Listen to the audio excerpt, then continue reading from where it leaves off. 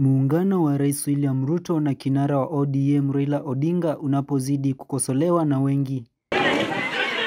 Imamu wa Jamii Mosque mjini Machakos, Sheikh Anas Ali Abdalla amekosoa mabadiliko yanayoendelezwa katika nafasi za serikali ya kitaifa, hasa za mawaziri, akisema rais anafaa kujumuisha jamii zote katika serikali yake bila kubagua eneo lolote.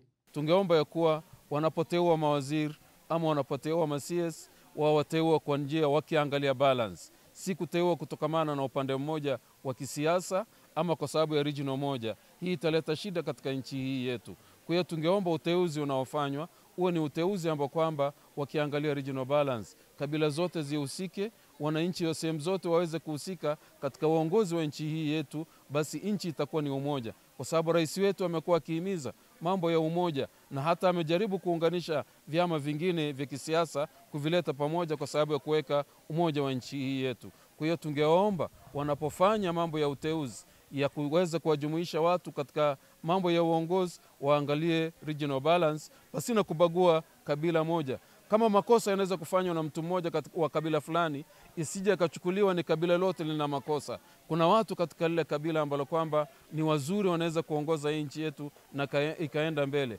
wasitengwe wakawekwa nchi. Akisema haya pia yanafaa kutekelezwa katika viwango vya kaunti na kuwataka wakilishi wadi kutoandamana na magavana kila sehemu aendako na badala yake kutekeleza jukumu lao la kuwakosoa magavana na serikali za kaunti.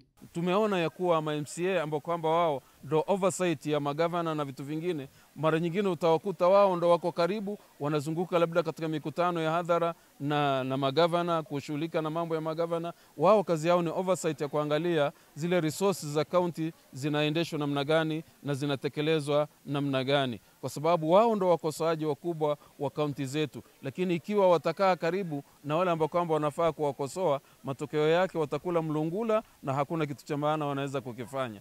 Amezungumza haya alipoongoza sherehe za Eid al-Fitr eneo la Machakos, akisema sherehe hizi huandaliwa baada ya kukamilisha kufunga na kuomba ili kumshukuru Mwenyezi Mungu kwa kuwezesha kukamilisha mwezi mtukufu wa Ramadhan. Tungependa kumshukuru Mwenyezi Mungu Subhanahu wa Ta'ala.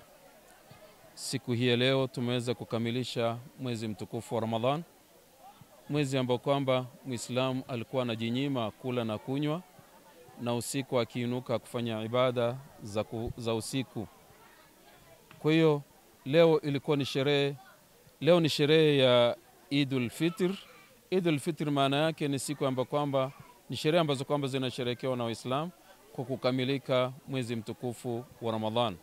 Sherehe hizi hukamilika kwa Waislamu kuingia misikitini au katika viwanja kumshukuru Mwenyezi Mungu Subhanahu wa Ta'ala kwa kutuwezesha ya kuwa tumekamilisha mwezi mtukufu wa Ramadhan.